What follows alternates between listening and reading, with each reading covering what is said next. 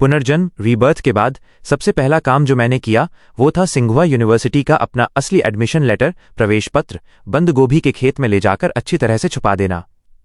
इसके बाद मैं शहर गया और वहां से एक फर्जी फेक एडमिशन लेटर बनवा लाया। ऐसा मैंने इसलिए किया क्योंकि पिछले जन्म में मेरे मंगेतर और गांव के सरपंच के बेवकूफ़ बेटे फू यानजी दोनों ने मिलकर यूनिवर्सिटी की परीक्षा पास कर ली थी। सिर्फ मैं ही फेल हुआ था। उस वक्त मेरे मंगेतर ने मुझसे रिश्ता तोड़ लिया और फू यानजी के साथ यूनिवर्सिटी चली गई। मैं गांव में ही खेती करने के लिए मजबूर हो गया। बहुत समय बाद जब फू यानजी अपने दोस्तों के साथ गांव वापस आया तो उसके दोस्त उसे जू चैन कहकर बुला रहे थे। तब जाकर मुझे समझ आया कि फू यानजी ने मेरा नाम और मेरी पहचान चुराकर कॉलेज में पढ़ाई की थी। जब मैं फू यानजी से अपना हक मांगने और हिसाब करने गया तो फू यानजी के पूरे परिवार और लियू रुयान ने मिलकर मेरी जान ले ली। जब मेरी आंखें दोबारा खुलीं तो मैं उसी दिन वापस पहुंच चुका था जिस दिन एडमिशन लेटर आने वाला था। इस बार मैं चुपचाप शहर गया और एक नकली एडमिशन लेटर बनवा लाया। डाकिया पोस्टमैन की नज़र बचते ही मैंने असली लेटर को नकली वाले से बदल दिया। असली एडमिशन लेटर को मैंने एक बॉटल में बंद करके बंद गोभी के खेत में छुपा दिया। इसके बाद ही मैं गांव वापस लौटा। जैसे ही मैं गांव के मुहाने पर पहुंचा मुझे लियू रुयान और फू यानजी दिखाई दिए। वे दोनों गांव के गेट पर खड़े होकर मेरा ही इंतजार कर रहे थे। मुझे आता देख लियू रुयान ने कहा, गुचेन, डाकिया आने ही वाला है, तुम पहले घर जाओ। अपने हाथ में मौजूद नकली एडमिशन लेटर को देखकर मैं मन ही मन मुस्कुराया। फू यानजी को इस बात का अंदाजा भी नहीं था कि मुझे मेरा एडमिशन लेटर पहले ही मिल चुका है। आखिरकार फू यानजी के पिता गांव के सरपंच हैं। अगर इस वक्त मैंने उनसे दुश्मनी मोल ली तो गांव में मेरा रहना मुश्किल हो जाता। इसलिए मैंने अभी चुप रहना ही ठीक समझा। यूनिवर्सिटी पहुंचने के बाद मैं उससे और लियू रुयान से निपट लूंगा। कुछ ही देर बाद लियू रुयान और फू यानजी मेरे घर आए। तुम्हारा यूनिवर्सिटी में सिलेक्शन नहीं हुआ। जब लियू रुयान ने ये बात कही तो मैंने उसकी आंखों में एक घबराहट देखी। पिछले जन्म में जब मैंने ये खबर सुनी थी तो मुझे अपने कानों पर विश्वास नहीं हुआ था, इसलिए मैंने उसकी और फू यानजी की घबराहट पर ध्यान नहीं दिया था। लेकिन अब मैं समझ चुका था कि उन दोनों ने मुझे फंसाने की साजिश बहुत पहले ही रच ली थी। मैंने कहा, कोई बात नहीं, अगर सिलेक्शन नहीं हुआ तो मैं कहीं मजदूरी करके अपना पेट पाल लूंगा। मेरी बात सुनते ही लियू रुयान और फू यानजी ने एक दूसरे की तरफ देखा और उनके चेहरों पर साफ तौर पर सुकून दिखाई दिया। पास ही खड़े फू यानजी ने कहा, अरे गुचेन, मैंने तुम्हारे लिए गांव में ही एक काम ढूंढ लिया है, तुम गांव में ही रुक जाओ। मैं अच्छी तरह जानता था कि फू यानजी को डर था कि अगर मैं गांव से बाहर गया तो मुझे पता चल जाएगा कि उसने मेरी पहचान चुरा ली है। इसीलिए वो मुझे गांव में ही कैद रखना चाहता था। इसकी कोई ज़रूरत नहीं है, मैं बाहर जाकर ही काम करूंगा। मेरी ये बात सुनते ही लियू रुयान और फू यानजी के चेहरे का रंग उड़ गया। लियू रुयान ने हड़बड़ाते हुए मुझे समझाने की कोशिश की, गुचेन, तुम्हारे लिए गांव में रहकर काम करना ही क्या सही नहीं है? गांव के सभी लोग तुम्हारा ख्याल रखेंगे, इसकी कोई ज़रूरत नहीं है। लियू रुयान, मैं काम करने के लिए दूर शहर जाना चाहता हूं। मैंने लियू रुयान की तरफ देखा और दृढ़ता से कहा। आखिरकार जब लियू रुयान और फू यानजी मुझे समझाने में नाकाम रहे तो वे बेबस होकर वहां से चले गए। उनके जाने के बाद मैंने घर पर अपना सामान समेटना शुरू कर दिया। मैं जानता था कि मेरा इस गांव से निकलना बेहद ज़रूरी है, वरना वे मुझ पर नज़र रखेंगे और मुझे कभी कॉलेज जाने का मौका नहीं मिलेगा। मैंने अपना सामान पैक किया और अगली सुबह शहर जाकर बस का टिकट लेने की योजना बनाई ताकि उन्हें लगे कि मैं मजदूरी करने जा रहा हूं और फिर कॉलेज खुलने पर सीधे वहां पहुंच सकूं। लेकिन उसी रात लियू रुयान और फू यानजी फिर से मेरे पास आए। गुचेन, इस बार मैं यहां तुमसे अपनी सगाई तोड़ने, रिश्ता तोड़ने आई हूं, लियू रुयान ने मेरी तरफ देखते हुए कहा। मैंने लियू रुयान को देखकर मन ही मन मुस्कुराया। पिछले जन्म में भी वो ठीक इसी समय मुझसे सगाई तोड़ने आई थी, क्योंकि फू यानजी ने उसे 100 युआन दिए थे। उसने मुझे 100 युआन थमा दिए और कहा कि यह हमारे परिवार द्वारा दी गई शगुन की रकम की वापसी है। उस वक्त मैं बहुत परेशान और दुविधा में था, इसलिए मैंने ज्यादा सोचे बिना वो पैसे ले लिए और लियू रुयान द्वारा साइन किया हुआ शादी का इकरारनामा, सगाई के दस्तावेज उसे लौटा दिया। लेकिन इस बार मैं ऐसा नहीं करने वाला था। मैंने लियू रुयान की तरफ देखा और साफ शब्दों में कहा, लियू रुयान, तुम सगाई तोड़ सकती हो, लेकिन हमारे इकरारनामे में साफ लिखा है कि अगर तुम अपनी तरफ से रिश्ता तोड़ती हो तो तुम्हें मेरे परिवार को हर्जाने के तौर पर 100 युआन और देने होंगे। मेरी बात सुनते ही लियू रुयान के होश उड़ गए। उसे अच्छी तरह याद था कि कुछ साल पहले शादी तय करने के लिए उसने बिना किसी हिचकिचाहट के इस समझौते पर दस्तखत किए थे। वो जानती थी कि मैं उससे प्यार करता हूं, इसलिए उसने सोचा था कि जब वो रिश्ता तोड़ेगी तो मैं मान जाऊंगा और उससे एक भी अतिरिक्त पैसा नहीं मांगूंगा। फू यानजी से अभी अभी मिले 100 युआन मुझे सौंपते हुए ही उसकी जान निकल रही थी। आखिरकार आगे पढ़ाई के लिए भी पैसों की ज़रूरत थी, लेकिन अगर वो ये पैसे नहीं देती तो उसे वो इकरारनामा वापस नहीं मिलता। गुचेन, तुम इतने गिरे हुए कैसे हो सकते हो? क्या तुम्हें लगता है कि तुम लियू रुयान के लायक भी हो? पास खड़े फू यानजी ने मेरी तरफ उंगली उठाते हुए चिल्लाकर कहा। मैंने फू यानजी की तरफ देखा, अपना सिर हिलाया और कहा, मैं लियू रुयान के लायक हूं या नहीं, इससे कोई फर्क नहीं पड़ता। इस वक्त अगर वो मुझसे रिश्ता तोड़ रही है तो उसे हर्जाना देना ही होगा। बेशक आप लोग पैसे न देने का फैसला भी कर सकते हैं, लेकिन फिर मैं इस समझौते को लेकर कोर्ट जाऊंगा और लियू रुयान पर केस कर दूंगा, जिसके बाद वह कॉलेज जाने का ख्वाब भूल जाए। मेरी बात खत्म होते ही लियू रुयान के चेहरे का रंग उड़ गया। कॉलेज जाना उसकी सबसे बड़ी मजबूरी थी, इसलिए उसने आनन फानन में फू यानजी से सारे पैसे लिए और पूरे 100 युआन मेरे हाथ में थमा दिए। मैंने नोटों की उस गड्डी को देखा। नोटों की उस गड्डी को अपने हाथ में लेकर मैं मुस्कुराया और कहा, लियू रुयान, ये रहा हमारा इकरारनामा, अब तुम इसे ले सकती हो। जैसे ही मैंने वो दस्तावेज लियू रुयान को सौंपा, वे दोनों वहां से चले गए। उनके जाते ही मैंने तुरंत अपना बैग उठाया और बिना वक्त गंवाए घर से निकल गया। मैं अच्छी तरह जानता था कि लियू रुयान से 100 युआन ऐंठने की बात बहुत जल्द पूरे गांव में फैल जाएगी। मेरे पिता का 1 साल पहले ही देहांत हो चुका था और अब इस घर में मैं बिल्कुल अकेला था। अगर मैं गांव में रुकता और मेरे साथ कोई अनहोनी हो जाती तो कुछ भी हो सकता था, इसलिए मेरा जितनी जल्दी हो सके वहां से निकल जाना ही बेहतर था। मैं रात के अंधेरे का फायदा उठाकर चुपचाप गांव से निकल गया।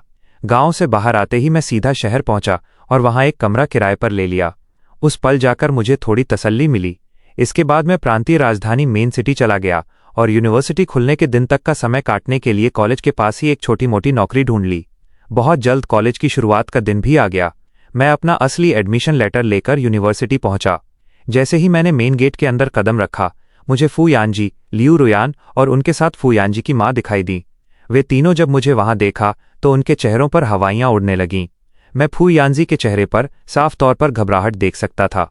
लियू रुयान तो सीधा कदम बढ़ाकर मेरे सामने आ खड़ी हुई और मुझसे ऊंची आवाज में सवाल करने लगी, गुचेन, तुम यहाँ क्या कर रहे हो? यहाँ क्यों आए हो? मैंने अपने सामने खड़ी लियू रुयान की तरफ देखा और जवाब दिया, मैं यहाँ पढ़ाई करने आया हूँ। तुम क्या बकवास कर रहे हो? तुम तो यूनिवर्सिटी की परीक्षा में फेल हो गए थे। तुम यहाँ क्या खाक पढ़ाई करोगे? मेरी बात सुनते ही लियू रुयान के चेहरे पर साफ तौर पर दहशत आ गई और वो सकपकाते हुए बोली। लियू रुयान की इस नाकाम अदाकारी को देखकर मैं मन ही मन मुस्कुराया। तभी लियू रुयान के पीछे से फू यानजी की मां ने आगे बढ़कर मुझसे कहा, गुचेन, जब तुम कॉलेज में पास ही नहीं हुए तो यहाँ एडमिशन लेने कैसे आ सकते हो? चलो जल्दी यहाँ से घर वापस लौट जाओ। इस वक्त उनकी आंखों में भी एक अजीब सा डर और तनाव था। उन्होंने बात बदलते हुए आगे कहा, गुचेन, तुम पिछले कुछ महीनों से बाहर मजदूरी कर रहे हो, कहीं तुम्हारे पैसे तो खत्म नहीं हो गए? कोई बात नहीं, मैं तुम्हें 100 युआन देती हूं, तुम बस जल्दी से यहां से चले जाओ। मैंने अपने सामने खड़े इस पूरे परिवार को देखा और बिना कोई जवाब दिए बस एक ठंडी मुस्कान बिखेर दी। फिर मैंने कहा, मैं तो बस यहां देखने आया था। इतना कहकर मैं सीधा यूनिवर्सिटी की बिल्डिंग की तरफ बढ़ने लगा। मुझे कॉलेज के अंदर जाता देख लियू रुयान का चेहरा पीला पड़ गया। उसने झपटकर मेरा हाथ पकड़कर मुझे रोकने की कोशिश की, लेकिन मैंने झटके से अपना हाथ छुड़ा लिया। इस वक्त मैं ठीक यूनिवर्सिटी के गेट पर था, इसलिए मुझे इस परिवार से रत्ती भर भी डर नहीं था। अगर उन्होंने कोई भी हरकत करने की कोशिश की तो मैं तुरंत शोर मचाकर सबको इकट्ठा कर सकता था। मैंने लियू रुयान की तरफ देखा और ठंडे लहजे में कहा, लियू रुयान, मुझे अंदर जाना है, तुम मुझे क्यों रोक रही हो? लियू रुयान के चेहरे पर घबराहट और हड़बड़ाहट साफ दिख रही थी। वो मुझसे बोली, गुचेन, तमाशा मत करो, जब तुम कॉलेज में पास ही नहीं हुए तो यहाँ क्या करने आए हो? मेरी बात मानो और अभी के अभी घर लौट जाओ। ये कहते हुए उसकी आंखों में मुझे चेतावनी देने का भाव था। मैंने पलटकर कहा, तुम होती कौन हो मुझे रोकने वाली? मैं जहां भी जाऊं उससे तुम्हें क्या लेना देना? ये सुनकर लियू रुयान थोड़ी देर के लिए सुन रह गई, फिर मेरी तरफ देखकर बोली, मैं तुम्हारी मंगेतर हूं, क्या मेरा तुम पर कोई हक नहीं है? शायद तुम ये भूल रही हो, तुम अपना इकरारनामा वापस ले चुकी हो। अब मेरे और तुम्हारे बीच कोई रिश्ता नहीं बचा है। मेरी इस बात ने लियू रुयान के चेहरे का रंग ही उड़ा दिया। उस पल उसने झपटकर मुझे पकड़ लिया और ऊंची आवाज में बोली, गुचेन, तुम्हारी यहां आने की जो भी वजह हो, मुझे उससे कोई मतलब नहीं है, लेकिन तुम्हें यहां नहीं आना चाहिए था। मैं अच्छी तरह जानता था कि वो फू परिवार से 100 युआन ले चुकी थी, इसीलिए मुझे रोकने के लिए इस कदर जान लगा रही थी। इसके अलावा अगर किसी को भी ये पता चल जाता कि उसने फू यानजी की मदद करके मुझे धोखा दिया है तो उसे सख्त से सख्त सजा मिलना तय था। इसीलिए इस वक्त लियू रुयान फू यानजी से भी ज्यादा डरी हुई और बेचैन थी। मैंने लियू रुयान की इस हालत को देखकर बस एक मुस्कान बिखेरी और उसका हाथ झटकते हुए कहा, मैं यहाँ क्यों आया हूँ, इससे तुम्हारा कोई लेना देना नहीं है, मैं जा रहा हूँ। इतना कहकर मैं पलटा और यूनिवर्सिटी के अंदर जाने लगा। मुझे अंदर बढ़ता देख पीछे खड़े फू यानजी ने मुझे घूरते हुए ठंडे लहजे में कहा, गुचेन, अगर तुम अंदर चले भी गए तो भी इसका कोई फायदा नहीं होने वाला। तुम्हारे पास एडमिशन लेटर नहीं है, तुम चाहकर भी एडमिशन नहीं ले पाओगे। मैंने मुड़कर फू यानजी की तरफ देखा। उसे अब तक अंदाजा भी नहीं था कि वो कितनी बड़ी मुसीबत में फंस चुका है। लियू रुयान अब भी मुझे रोकने के लिए आगे बढ़ रही थी। मैंने उसकी तरफ देखा और कड़क आवाज में कहा, अगर तुम अब एक कदम भी आगे बढ़ी तो मैं सीधे पुलिस को बुला लूंगा। पुलिस का नाम सुनते ही लियू रुयान के पैर जहां के तहां थम गए। वो अच्छी तरह जानती थी कि अगर उसने मुझे और रोका तो मामला और गंभीर हो जाएगा। पिछले कुछ महीने उसने बेहद गरीबी और कंगाली में काटे थे। अगर गांव वालों को ये ना लगा होता कि वो यूनिवर्सिटी में पास हो गई है और आगे चलकर बड़ा नाम कमाएगी, जिसकी वजह से उन्होंने उसे कुछ पैसे उधार दिए थे, तो उसका गुजारा होना भी मुश्किल था। आखिरकार पिछले कई सालों से लियू रुयान मेरी ही बदौलत बिना किसी चिंता के पढ़ाई कर पा रही थी। अब जब मैंने उसे पैसे देना बंद कर दिया था तो वो पूरी तरह से फू यानजी के परिवार पर ही निर्भर थी। मुझे फिर से कॉलेज की तरफ बढ़ता देख लियू रुयान ने एक बार फिर हिम्मत करके मुझे पीछे से खींच लिया। गुचेन, तुम अंदर नहीं जा सकते। मैंने लियू रुयान की हालत देखी और कहा, लियू रुयान, अगर तुमने मुझे अब दोबारा छुआ तो मैं सच में पुलिस बुला रहा हूं। मेरी इस धमकी ने लियू रुयान के चेहरे पर हवाइयां उड़ा दी। खासकर यूनिवर्सिटी के मेन गेट पर हम लोगों के बीच हो रही इस खींचतान को वहां मौजूद कई छात्रों और प्रोफेसरों ने देखना शुरू कर दिया था। यहां तक कि गेट पर तैनात सिक्योरिटी गार्ड भी हमारी तरफ बढ़ने लगे थे। यहां क्या तमाशा चल रहा है? हम सबको देखते हुए एक गार्ड ने पास आकर सख्त आवाज में पूछा। मैंने तुरंत कहा, मैं यहां एडमिशन लेने आया हूं, लेकिन ये लोग मुझे गेट के अंदर जाने से रोक रहे हैं।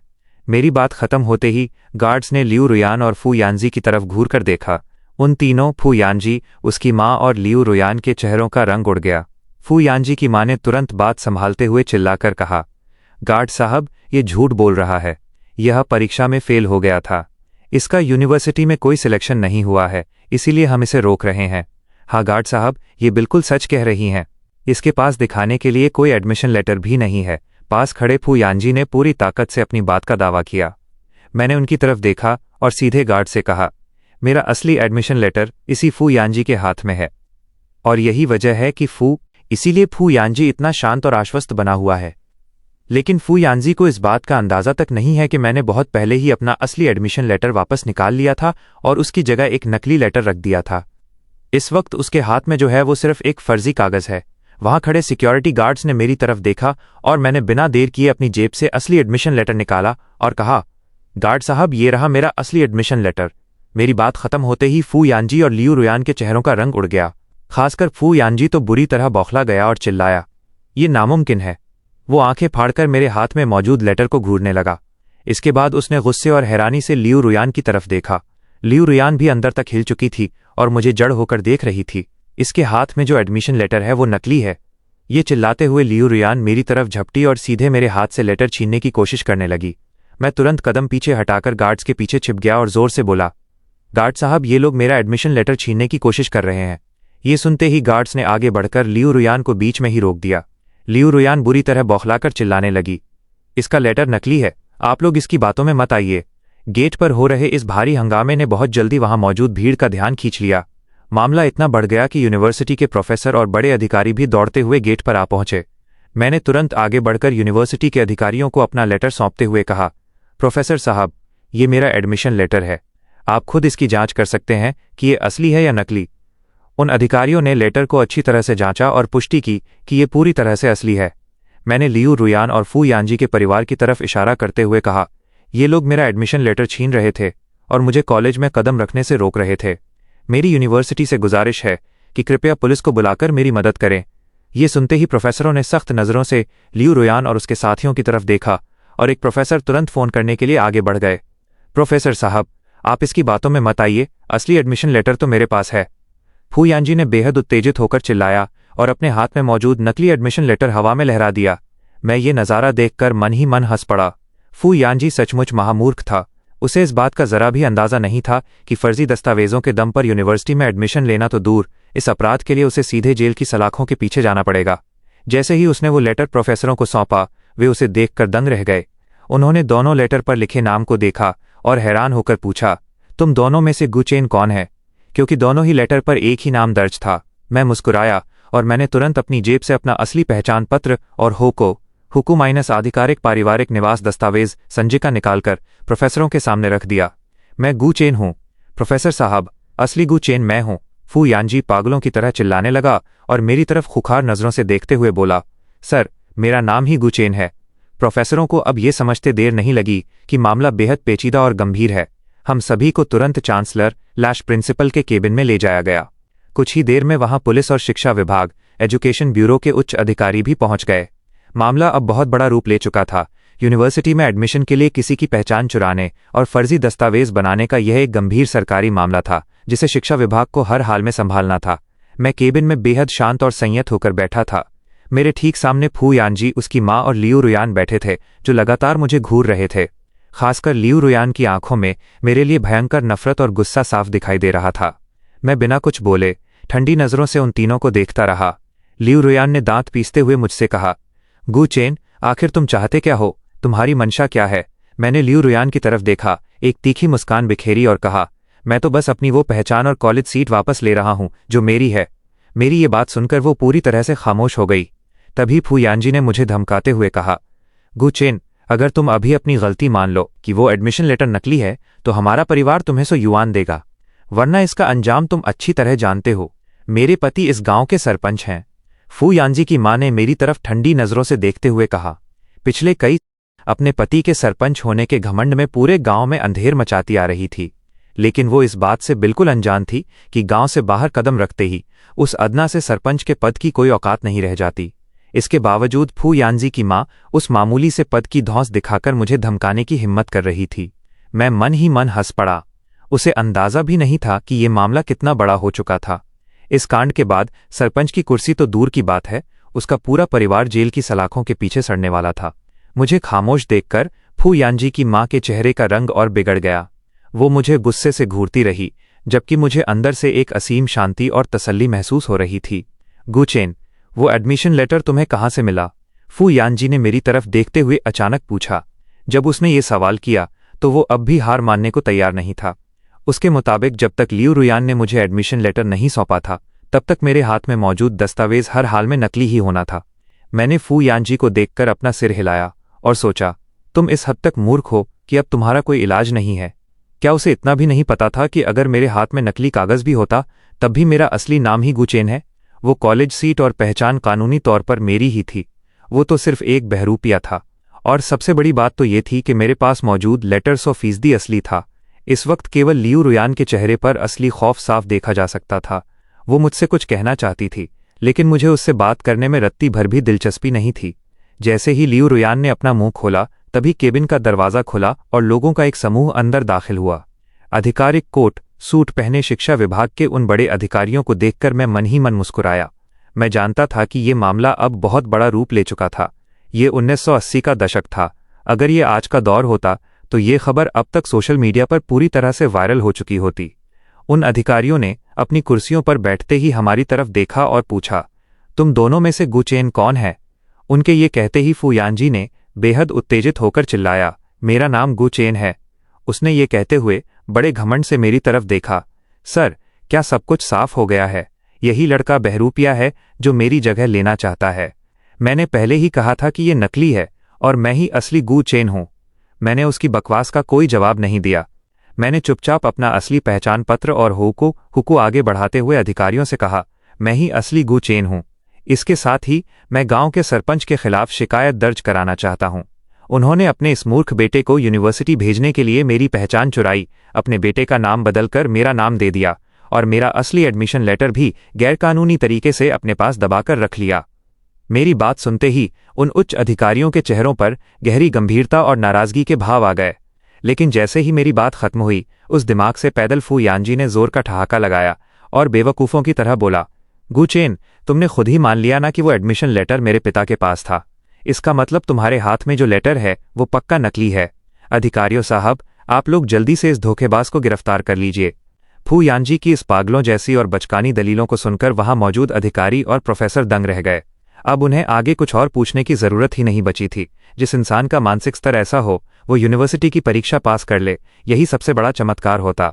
इसके अलावा फू यानजी ने अनजाने में खुद ही ये कबूल कर लिया था कि उसके परिवार ने वास्तव में गैरकानूनी तरीके से मेरा असली एडमिशन लेटर अपने पास दबाकर रखा था, जिसकी वजह से उन अधिकारियों के चेहरों पर भारी नाराजगी और गुस्सा साफ दिखाई दे रहा था। तभी उन्होंने मेरी तरफ देखा और पूछा, गुचेन, अगर सब कुछ वैसा ही है जैसा तुम कह रहे हो, तो फिर तुम्हारे हाथ में मौजूद ये एडमिशन लेटर असली कैसे है? मेरे पास अब सच बताने के अलावा कोई रास्ता नहीं था। मैंने उन्हें पूरी बात खुलकर बता दी कि कैसे मैंने शहर जाकर एक नकली लेटर बनवाया, फिर डाकिया की नज़र बचाकर चालाकी से अपना असली एडमिशन लेटर वापस निकाला और चुपचाप गांव से भाग आया। मैंने गांव में हुई एक एक घटना को सिलसिलेवार ढंग से अधिकारियों के सामने रख दिया। मैं अच्छी तरह जानता था कि सच बताने से मुझ पर कोई आंच नहीं आने वाली है। इसके विपरीत अधिकारियों की नज़रों में फू यानजी का परिवार और भी बुरी तरह फंस चुका था। आखिरकार अगर मैंने समय रहते वो कदम नहीं उठाया होता तो मेरी पूरी जिंदगी और मेरी कॉलेज की सीट हमेशा के लिए बर्बाद हो चुकी होती। ये सब सुनकर लियू रुयान का चेहरा एकदम पीला पड़ गया। वो मेरी तरफ देखकर कुछ बोलना चाहती थी, लेकिन फिर अधिकारियों के सख्त चेहरों को देखकर उसकी हिम्मत जवाब दे गई और वह पूरी तरह खामोश हो गई। दूसरी तरफ फू यानजी और उसकी माँ अब भी केबिन में पागलों की तरह तमाशा कर रहे थे। गु चेन, तुम्हारी इतनी हिम्मत, तुम इतने नीच कैसे हो सकते हो? तुम एक नंबर के चोर हो और आप सब लोग वहां खड़े खड़े तमाशा क्या देख रहे हैं? इस चोर को गिरफ्तार क्यों नहीं करते? मेरे पति इस गांव के सरपंच हैं। फू यानजी की माँ की ये बातें सुनकर मैं बिल्कुल अवाक रह गया। अपनी आधी जिंदगी गांव में धौंस जमाकर काटने वाली इस औरत को रत्ती भर भी अंदाजा नहीं था कि यहां बैठा कोई भी बड़ा अधिकारी एक मामूली सरपंच को घास तक नहीं डालने वाला था। अधिकारियों ने उसकी बकवास को पूरी तरह नजरअंदाज कर दिया और मुझसे बेहद शालीनता से कहा, गु चेन, तुम्हारे साथ जो कुछ भी हुआ हम उसे अच्छी तरह समझ चुके हैं, लेकिन कानूनी तौर पर हमें इस पूरे मामले की ठीक से जांच करने के लिए थोड़ा वक्त चाहिए होगा। तुम बिल्कुल फिक्र मत करो, जैसे ही तुम्हारी पहचान की पुष्टि हो जाएगी तुम्हें यूनिवर्सिटी में एडमिशन मिल जाएगा। तब तक के लिए तुम अभी तुरंत क्लासेस शुरू नहीं कर पाओगे। इतना कहने के बाद अधिकारियों ने फू यानजी और उसकी माँ की तरफ देखा और कहा, और यही नियम आप लोगों पर भी लागू होता है। तभी मेरी नज़र कोने में दुबक कर बैठी लियू रुयान पर पड़ी। वो डर के मारे बुरी तरह कांप रही थी और उसका मुंह खोलने तक की हिम्मत नहीं हो रही थी। जब उसने देखा कि मैं उसकी तरफ देख रहा हूं तो वो अपनी आंखों में भीख मांगने वाले भाव लेकर मुझे देखने लगी। वो बहुत अच्छी तरह जानती थी कि इस पूरे जालसाजी के खेल में वो भी बराबर की भागीदार थी। मैंने तुरंत लियू रुयान की तरफ उंगली उठाई और अधिकारियों से कहा, सर, यही वो लड़की है जिसने मेरा असली एडमिशन लेटर चुराकर सरपंच को सौंपा था और इस काले कारनामे के बदले इसने सरपंच के परिवार से पूरे 100 युआन की रिश्वत ली थी। मेरी ये बात खत्म होते ही लियू रुयान के पैरों तले जमीन खिसक गई। आखिरकार पुलिस ने आगे बढ़कर लियू रुयान को भी अपनी हिरासत में ले लिया। उसी रात हम सभी को यूनिवर्सिटी के ही हॉस्टल कायटक XA के अलग अलग कमरों में ठहराया गया। अधिकारियों के मुताबिक जब तक जांच पूरी नहीं हो जाती तब तक हमें वहीं रुकना था। वैसे तो अंदर ही अंदर सभी बड़े अधिकारी ये समझ चुके थे कि असली पीड़ित मैं ही हूं, क्योंकि फू यानजी को देखकर दूर दूर तक कोई भी उसे यूनिवर्सिटी का छात्र नहीं मान सकता था।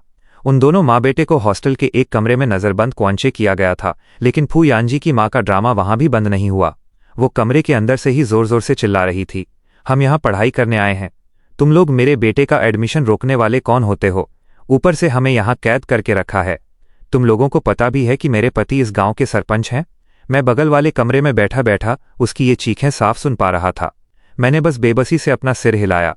उस झगड़ालू और जाहिल औरत को ये समझ ही नहीं आ रहा था कि अब उनका बचना नामुमकिन है। वो बिल्कुल भी समझदारी की बात नहीं सुन रही थी। फू यानजी की माँ लगातार चिल्लाकर हंगामा कर रही थी और फू यानजी भी बगल में खड़ा होकर उसका पूरा साथ दे रहा था। आखिरकार जब कोई रास्ता नहीं बचा तो पुलिस उन दोनों को अपने साथ थाने ले गई। मैं 2 दिनों तक हॉस्टल के कमरे में ही रुका रहा। इन 2 दिनों के दौरान लियू रुयान ने मुझसे मिलने की अनगिनत कोशिशें की, लेकिन हर बार अधिकारियों ने उसे रोक दिया। मैं जानता था कि वो अब अंदर से बुरी तरह डर चुकी है, लेकिन ये सब लियू रुयान की खुद की करतूतों का नतीजा था। पैसों के लालच में उसने फू यानजी का साथ चुना था, तो अब उसे इसकी भारी कीमत चुकानी ही थी।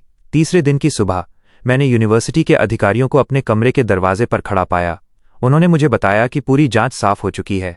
उन्होंने फू यानजी के परिवार की मूर्खता पर भी हैरानी जताई, जिन्होंने कानून को मजाक समझ रखा था। उन्होंने फू यानजी का सिर्फ नाम बदला था और इसके अलावा कोई पुख्ता तैयारी नहीं की थी। शिक्षा विभाग के अधिकारी सीधे हमारे कस्बे टाउन गए और वहां जाकर पूरी जांच की। आखिरकार फू यानजी ने एडमिशन लेटर मिलने के बाद अपना नाम बदला था, और सबसे बड़ी बात यह थी कि हमारे स्कूल के टीचर्स मुझे अच्छी तरह पहचानते थे और उन सब ने मिलकर मेरे पक्ष में गवाही दी थी।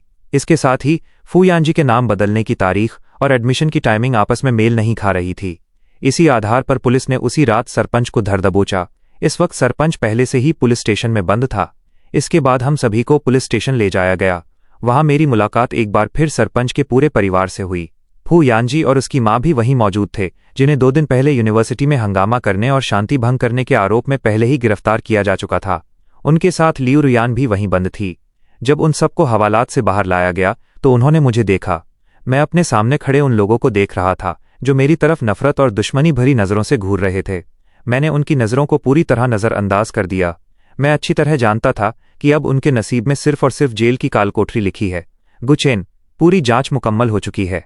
ये साबित हो गया है कि फू परिवार ने गैरकानूनी तरीके से तुम्हारी कॉलेज सीट और पहचान हथियाने की कोशिश की थी। इसके अलावा लियू रुयान ने धोखाधड़ी से तुम्हारा एडमिशन लेटर छुपाया था। पुलिस अफसर ने मेरी तरफ देखकर कहा, इन सबको अपने किए की सख्त से सख्त सजा मिलेगी। मैंने आगे बढ़ने से पहले पुलिस प्रशासन के प्रति अपना आभार व्यक्त किया। तभी लियू रुयान अचानक चीखते हुए मुझसे बोली, गुचेन, अगर तुम मेरे खिलाफ केस वापस ले लो और पुलिस को एक समझौता पत्र, नो ऑब्जेक्शन सर्टिफिकेट लिखकर दे दो तो मैं तुम्हारे साथ रहने के लिए तैयार हूं। मैंने लियू रुयान की तरफ देखा और मुस्कुराते हुए कहा, लियू रुयान, क्या तुम्हें सच में लगता है कि अब हमारे बीच कुछ भी होना मुमकिन है? गुचेन, मैं तुमसे शादी करने के लिए तैयार हूं। इस बार मुझे तुमसे कोई शगुन, दहेज जिनले भी नहीं चाहिए। वह पूरी तरह से बेशर्म और निर्लज्ज होकर मुझसे मिन्नतें करने लगी। ऊपर से मैं एक यूनिवर्सिटी स्टूडेंट हूं। जब मैं कॉलेज पूरा करके ग्रेजुएट हो जाऊंगी तो हमारी जिंदगी कितनी शानदार हो जाएगी। गुचेन, मैं जानती हूं कि तुम अब भी मुझसे प्यार करते हो। मैं तुम्हें लिखित में गारंटी दे सकती हूं कि मैं जिंदगी भर सिर्फ तुमसे ही प्यार करूंगी। मैंने अपने सामने खड़ी उस औरत को देखा, अपना सिर हिलाया और सोचा, ऐसी गिरी हुई औरत को मैं अपने घर लेकर क्या करूंगा। मैंने कहा, लियू रुयान, क्या तुम्हें वाकई लगता है कि सिर्फ मेरे एक समझौता पत्र लिख देने से तुम इस जुर्म से बच जाओगी? मैंने अपना सिर झटका। वो इतनी जाहिल थी कि उसे ये भी नहीं पता था कि जब सरकारी स्तर पर मामला दर्ज और साबित हो चुका हो तो मेरे माफ करने या समझौता पत्र लिखने से भी कोई फर्क नहीं पड़ने वाला था। आज की लियू रुयान इस लायक बिल्कुल नहीं थी कि मैं उसे माफ करूं, और मैं भला उसके लिए कोई समझौता पत्र क्यों लिखता। मैं पीछे मुड़ा और सीधा पुलिस स्टेशन से बाहर निकल गया। मेरे पीछे से लियू रुयान लगातार पागलों की तरह मेरा नाम पुकारती रही। मुझे बिना किसी परेशानी के यूनिवर्सिटी में एडमिशन मिल गया और मैंने कॉलेज की दहलीज पर कदम रखा। पिछले जन्म में यही मेरी सबसे बड़ी ख्वाहिश थी। कॉलेज में मैंने जी तोड़ मेहनत से पढ़ाई की क्योंकि मैं अच्छी तरह जानता था कि इस बार यहां तक पहुंचना मेरे लिए कितना मुश्किल और अनमोल था।